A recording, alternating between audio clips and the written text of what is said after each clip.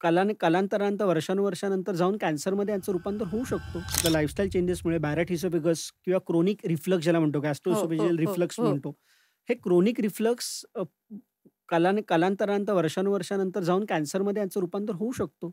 So कुठलेही symptoms जे 3 किंवा 3 आठवड्यापेक्षा जास्त असतात, ते कोणीही त्याच्याकडे दुर्लक्ष नाही केलं पाहिजे. 3 आठवडे जर ते सिम्प्टम कमी झालेले नाही कुठल्या औषधाने, तर तुम्ही नेक्स्ट स्टेपला लगेच गेलं करेक्ट, पाहिजे. करेक्ट. तर ही मोजमाप हा चांगला आहे, की 3 आठवडे तुम्ही वाट बघायला पाहिजे. आणि सतत आहे, वर्ष झाले, 2 वर्ष झाले, तर तुम्ही नक्कीच त्याच्याकडे बघितलं मग पाहिजे. सेल्फ डायग्नोज कोणी करू नये कुठल्याही आणि करेक्ट, मोस्ट करेक्ट. कॉमनली जसं आपण म्हणतोय, की ॲसिडिटी आणि एक्झॅक्टली खूप ॲसिडिटी. सेल्फ डायग्नोस आहे. करेक्ट. पोटदुखी ही खूप सेल्फ डायग्नोस आहे. जेवण झाल्यावर पोट दुखतं. हां, माझं असंच दुखतं.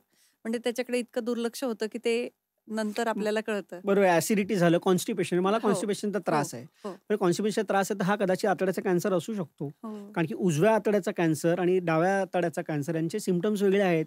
अल्टर्ड बाउल मूव्हमेंट ज्याला म्हणतो, म्हणजे कधी कॉन्स्टिपेशन होणं, कधी लूज स्टूल होणं, वारंवार असं याच्यामध्ये बदलत राहणं. 2 आठवडे लूज मोशन होत आहेत, मग 2 आठवडे कॉन्स्टिपेशन होत आहेत.